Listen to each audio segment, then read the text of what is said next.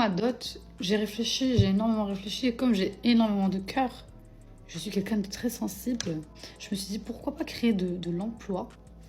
Donc tout simplement, je vais demander à mon futur mari comme dot une femme de ménage. Voilà. Non seulement ça crée de l'emploi pour cette petite dame qui du coup n'a pas de travail, voilà, qui cherche du travail et qui aura un revenu. Et moi, en attendant, ça me permettra aussi de prendre plus soin de moi, voilà, d'avoir plus de temps pour moi, etc. Ça dépend du coup des moyens de mon futur mari. Hein. Je vais pas créer de l'emploi pour tout le monde, mais s'il a les moyens, pourquoi pas prendre un jardinier avec un chauffeur, comme ça, voilà, chacun aura un travail. Messieurs, ouvrez les yeux sur 3 points essentiels. Écoutez la vision, pas le discours mignon. Quand une femme parle mariage, écoutez attentivement sa projection. Parle-t-elle de construire ensemble ou parle-t-elle de ce que vous devez fournir? La différence est énorme. Testez la réciprocité. Posez la question inverse. Et toi, qu'apportes-tu concrètement au projet? Compétences, revenus, gestion, organisation. Un couple solide est une alliance, pas un sponsor. Méfiez-vous de la dépendance programmée. Si tout son confort futur dépend uniquement de vos moyens, vous porterez seul la pression financière. Et la pression financière détruit beaucoup plus de couples que l'infidélité. Ne confondez pas générosité et exploitation. Un homme généreux peut offrir du confort, mais il doit voir une femme capable de contribuer, même symboliquement. L'équilibre crée le respect. La dépendance crée le mépris silencieux. Sélectionnez une partenaire, pas un projet à financer. Le mariage n'est pas une entreprise unilatérale. Si vous devez tout fournir pendant qu'elle prend soin d'elle, posez-vous une question simple. Serait-elle toujours là si vos moyens baissaient? C'est là que se mesure la vérité. Bon, les filles qui ont dépassé la trentaine, c'est à votre tour de dire la vérité. Est-ce que vous regrettez de ne pas vous être mariées plus tôt ou est-ce que finalement vous vivez votre best life? On a posé la question à celles qui se sont mariées plus jeunes, donc dans leur vingtaine, 20-25 ans, et on a vu dans les commentaires que certaines regrettaient et d'autres vivaient leur meilleure vie. Donc du coup, je vous retourne la question à vous. Est-ce que c'est le meilleur choix de votre vie ou est-ce que finalement vous regrettez pas de pas vous être mariées plus jeune? D'ailleurs, les hommes, vous pouvez répondre à la question, mais sans parler des femmes, juste en parlant de vous, parce que je connais déjà ceux qui vont venir dans les commentaires pour dire oui, les femmes après 30 ans, de toute façon, vous êtes finito, plus personne ne voudra de vous, vous êtes périmés. Messieurs, voilà ce qui compte vraiment.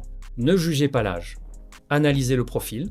Une femme de 32 ans peut être plus stable qu'une de 24 ou plus compliquée. Tout dépend de son parcours. Cherchez stabilité émotionnelle, cohérence de vie, capacité à construire.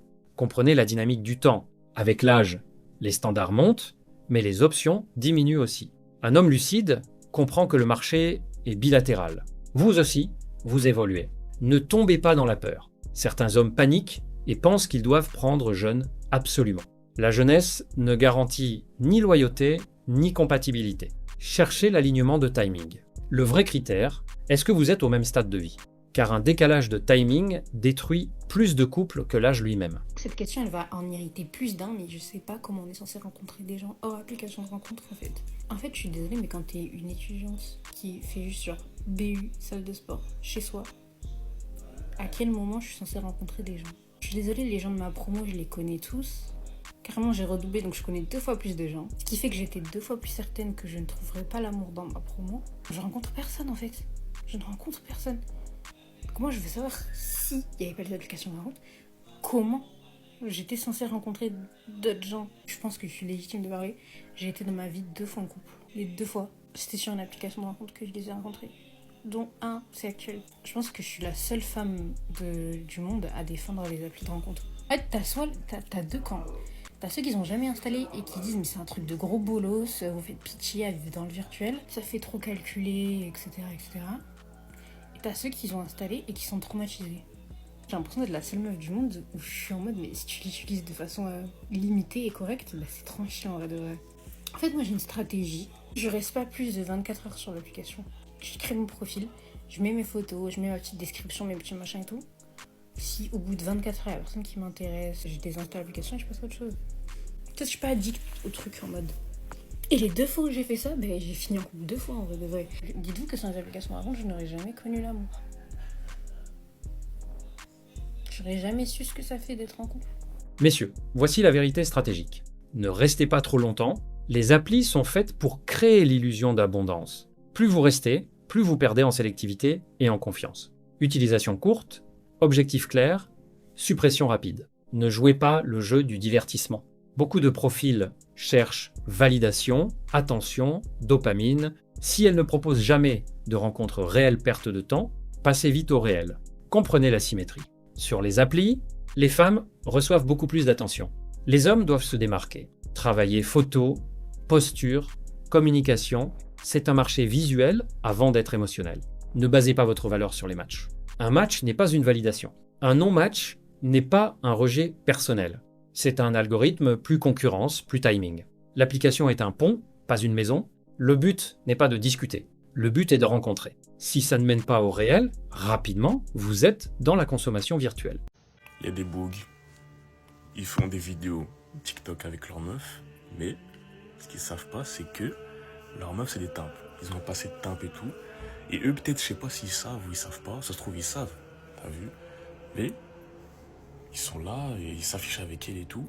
Alors qu'il y a des mecs avant ça, hein, qui connaissent la mousseau et qui savent que c'est une timpe. Et là, ils sont comme ça derrière leur écran. Ils rigolent d'ouf parce qu'ils savent que le mec, il va la marier. Et en plus, sa meuf, c'est une timpe. Voilà.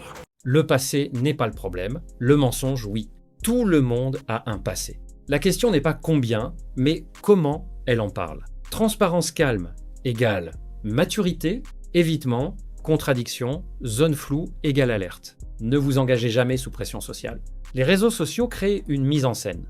Ne vous mariez pas avec une image. Engagez-vous avec une réalité que vous connaissez profondément. Faites vos propres vérifications. Sans paranoïa, mais sans naïveté. Posez des questions directes. Observez les réactions. Un homme stratégique ne vit pas dans le déni confortable. Sélectionnez sur la cohérence, ce qui compte, stabilité actuelle, valeur alignée, capacité à assumer son histoire. Un passé assumé peut être intégré. Un passé caché devient une bombe à retardement. Ne cherchez pas la femme pure, cherchez la femme cohérente. Celle qui n'a rien à cacher. Et même si on se marie, même si on a des enfants, etc., j'ai pas le truc de c'est ma personne à vie et genre je veux forcément. Super, c'est romantique. Non mais je veux forcément mourir avec la personne. Enfin, en fait, selon. Ah, toi, tu fais genre alors que tu penses pareil que moi. Arrête de voir. Arrête de voir, tu penses pareil que moi. S'il te plaît, dis que tu penses pareil que moi. Pas du tout. Bon bah, écoute, moi en tout cas, je pense ça. Allez, bois un bon coup, frérot, ça va aller. Et plus sérieusement, les gars, c'est hyper important. Et d'ailleurs, je tiens à vous motiver un maximum. Quand vous êtes dans des relations, il est toujours important d'être sur la même longueur d'onde que son partenaire. Faites en sorte de... En fait, c'est simple, faites en sorte d'être la personne qui porte la culotte. C'est bon, les amis, on est entre nous, on se cache rien. Parce que là, sur le plateau, le malaise est palpable. On se rend bien compte que l'homme et la femme qui se retrouvent sur le podcast, ils ont rien à voir en commun, ils ont pas les mêmes idées. Toujours dans la vidéo, on a la femme qui se laisse peut-être des portes ouvertes pour découvrir d'autres choses par la suite, ou qu'elle sauve juste l'idée de ne pas se fermer la porte. Ce qui a l'air de lui faire plaisir, mais on voit que malheureusement son copain n'est pas du tout de ce même avis. Toutes ces choses-là peuvent être évitées très rapidement si dès le début vous posez des bonnes bases, des bases solides. Venez me donner votre avis dans les commentaires. La paix sur vous, c'est de l'Ouest. Messieurs, voici ce que vous devez absolument intégrer. Clarifiez la vision dès le départ. Ne supposez rien. Posez la question clairement. Tu crois au couple à vie? Tu veux te marier? Tu crois à l'exclusivité stricte? L'inconfort d'une discussion au début vaut mieux qu'un divorce plus tard. Observez les incohérences. Quelqu'un peut dire « je veux du sérieux », mais gardez des options ouvertes, restez ambigu, refusez de définir la relation. Les actes est supérieur à les paroles. Ne soyez pas le plus investi si l'alignement est flou. Plus vous investissez émotionnellement dans une relation non clarifiée, plus vous prenez un risque asymétrique. Un homme stratégique avance au même rythme que l'engagement réel en face. Ne cherchez pas à convaincre. Si elle n'a pas la même vision que vous, vous ne la changerez pas. Vous ne convertissez pas quelqu'un à la fidélité ou au long terme. Soit elle est déjà alignée, soit elle ne l'est pas. Comprenez la règle fondamentale. Un couple solide, ce n'est pas deux personnes amoureuses. C'est deux personnes alignées. L'amour sans alignement crée de la frustration. L'alignement sans amour peut créer du respect. Mais les deux ensemble créent la stabilité. Tous les papas à qui on empêche de voir leurs enfants, je vous donne un conseil, ne cessez jamais de vous battre. Ne cessez jamais de vous battre pour récupérer vos enfants. Moi, mon histoire, vous la connaissez déjà. Elle a fait des millions de vues. On a essayé de me voler ma fille. On a essayé de faire croire à ma fille que j'existais pas et que c'était un autre son père. Et les gens pensaient que j'allais laisser comme ça. Mais jamais de la vie. Je me suis battu comme un lion pour récupérer ma fille. Entre manipulation, entre vices, mensonges et même faux témoignages à la juge, ils ont tout essayé pour m'empêcher de voir ma fille. Mais grâce à Dieu et grâce à ma patience, aujourd'hui, c'est moi qui ai gagné cette bataille. Je passe du temps avec ma fille de plus en plus. On vient de passer notre première semaine ensemble et franchement, c'était incroyable. Elle me kiffe de plus en plus et je la kiffe de plus en plus. Personne ne pourra jamais nous séparer. Je serai toujours là pour elle toute sa vie. Toujours je serai là pour elle. Je vais jamais hésiter une seule fois. Et elle sait maintenant la vérité. Elle sait c'est qui son vrai papa. Même me laisser passer un simple coup de fil à ma fille, on me l'empêchait. Mais aujourd'hui, grâce à Dieu, je peux tout faire. J'avais prévenu qu'un jour j'allais récupérer ma fille. On me croyait pas. Et bah c'est fait. Je t'aime ma fille. Je t'aime aussi papa. Messieurs, si vous traversez un conflit parental, voici ce qui compte réellement. Restez stratégique, pas émotionnel. Le tribunal ne juge pas votre douleur. Il juge des faits. Gardez des preuves écrites, des messages, des dates. Documentez tout. Les réactions impulsives vous détruisent juridiquement. Soyez irréprochable. Pas d'insultes, pas de menaces, pas d'explosion publique. Chaque faux pas peut être utilisé contre vous. Investissez dans un bon avocat. Ne lésinez pas sur la défense. Le droit familial est technique. Un mauvais conseil peut vous coûter des années de relation avec votre enfant. Continuez à être un père, même à distance. Appel régulier, présence constante, message positif. Un enfant finit toujours par comprendre qui est resté. Préparez-vous mentalement au long terme. Les batailles familiales se gagnent sur la durée, pas en un mois. Votre stabilité émotionnelle est votre meilleure arme. Jusqu'à quand on va se forcer à faire l'amour avec nos conjoints? Bon, parce que ça y est, on va arrêter de faire comme si ça n'existait pas. Maintenant, franchement, j'ai plus honte de le dire. Parce que je me rends compte, en parlant autour de moi, que c'est le cas de quasiment tout le monde. Et c'est pas parce qu'on les aime pas, hein. Moi, c'était mon cas, vous le savez très bien, je vous l'ai déjà dit. Plus aucune libido. Et si je dois être honnête, ça a commencé même avant que je tombe enceinte. Et c'est pas parce que je l'aimais pas, hein, mais c'est juste parce que je n'avais pas envie. Donc on n'a pas envie, mais on le fait quand même. Et vraiment, c'est ce que je vois autour de moi. Hein. Là, récemment, je voyais encore une copine qui a accouché il y a 3 mois et qui m'a clairement dit, genre expressément, j'ai pas du tout envie, mais je me force parce qu'il a envie. Donc en fait, nous, notre désir, on le met à disponibilité. Il est accessible. Et franchement, l'objectif de cette vidéo, c'est pas du tout de blâmer les hommes. Moi, je peux être très ouvert d'esprit. On peut pas les blâmer déjà parce que honnêtement, on va pas se mentir, dans la plupart des cas, on leur dit pas qui n'a jamais... J'ai une question.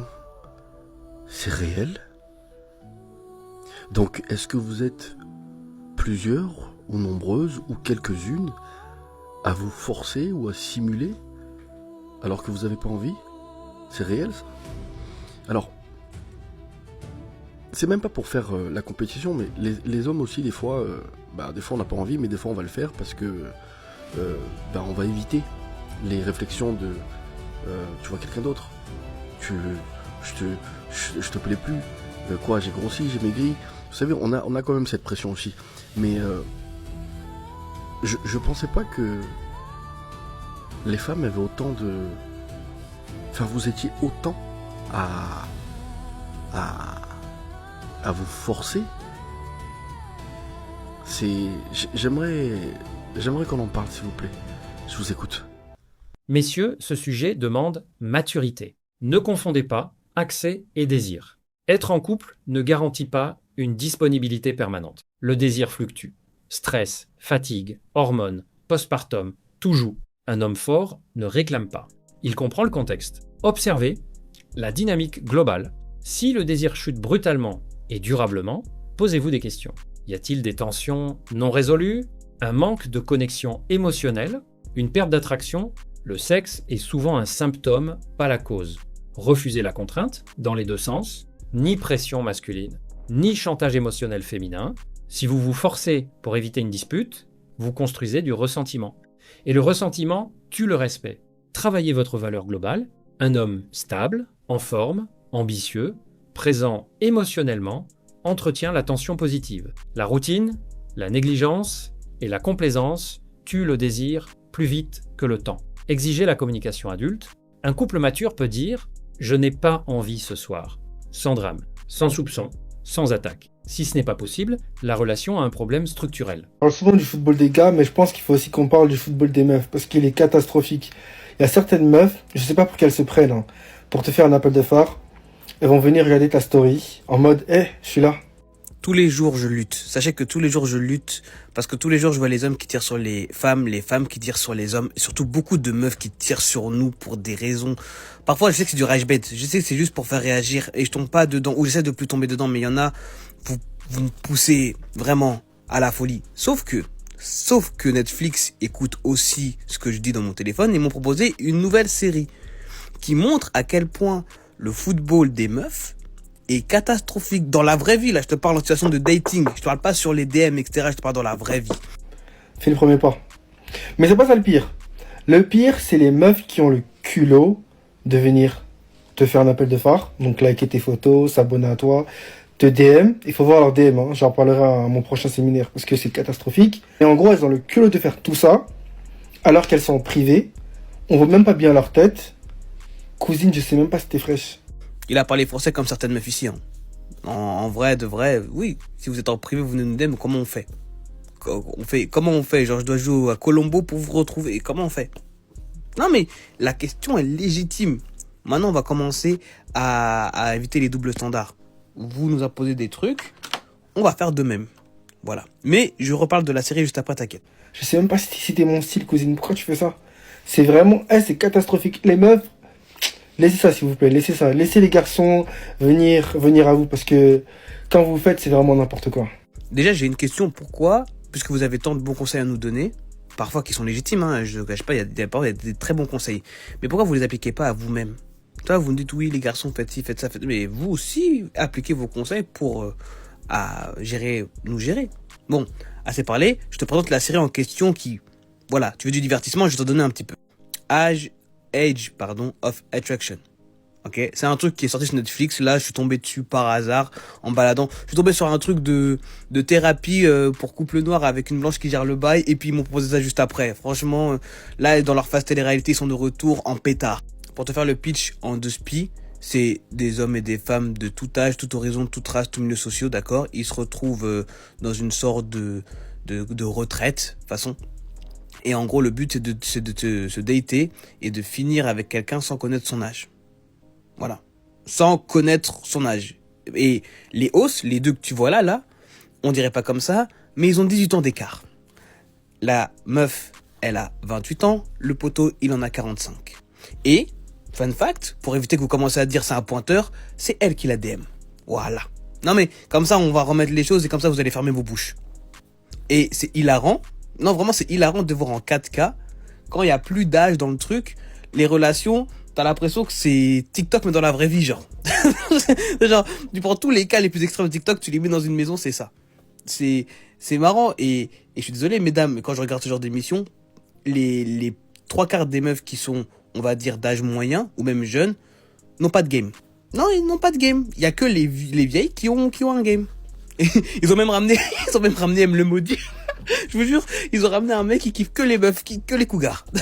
Il a dit, son truc c'était quoi? C'était, à 13 ans, j'ai bandé sur une meuf de 40 piges. C'est un baiser.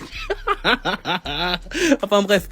Je crois que je vais ouvrir une page TikTok où je parlais que des séries Netflix parce que la tête de homme, j'en ai regardé un tas. Mais quand je te dis un tas, j'ai regardé des trucs que tu connais même pas. Mais ça là, c'est la preuve que vous avez pas de game. Je suis désolé. Il y en a beaucoup, vous parlez. Vous vous foutez de la gueule des gars, etc., etc. On finit sur TikTok en mode, ouais, regarde comment on DM, etc. Mais vous avez pas. Vous n'avez pas. Et dans la vraie vie, c'est encore pire. Franchement, ça, on voit les longs regards pleins de silence et tout. En mode, t'attends que l'homme te divertisse, se dire, c'est le clown. C'est ça la vérité. Mais ça, vous voulez pas vous l'avouer. Messieurs, ne soyez plus les victimes de cette passivité ambiante. Voici comment naviguer dans ce désert de compétences. Identifiez la princesse passive dès le départ. Si, après 15 minutes de discussion, c'est vous qui posez toutes les questions et relancez chaque sujet, arrêtez tout. Une femme qui ne sait pas draguer est une femme qui ne s'investira jamais dans la relation. La séduction est le test de l'effort futur. Pas d'effort maintenant égale en faire plus tard. Ne récompensez pas le manque de jeu. Beaucoup d'hommes font l'erreur de redoubler d'efforts quand une femme est froide ou passive. C'est l'inverse qu'il faut faire. Si elle ne renvoie pas la balle, laissez-la tomber. Ne devenez pas son divertissement gratuit. Un homme de valeur valorise son temps autant que son attention. Observez la capacité de relance. Le game, c'est la fluidité. Une femme qui a du potentiel saura vous piquer, vous tester, vous faire rire en retour. Si elle se contente de répondre par « haha » ou « oui et toi », elle n'a aucun niveau. Ne perdez pas votre énergie à essayer d'animer un mur. Soyez prêts à partir. Le plus grand pouvoir d'un homme dans le dating moderne, c'est sa capacité à dire « tu es jolie mais tu es ennuyeuse », je passe à la suite. Dès qu'elles comprendront que leur physique ne suffit plus à compenser leur manque de personnalité, le marché s'équilibrera.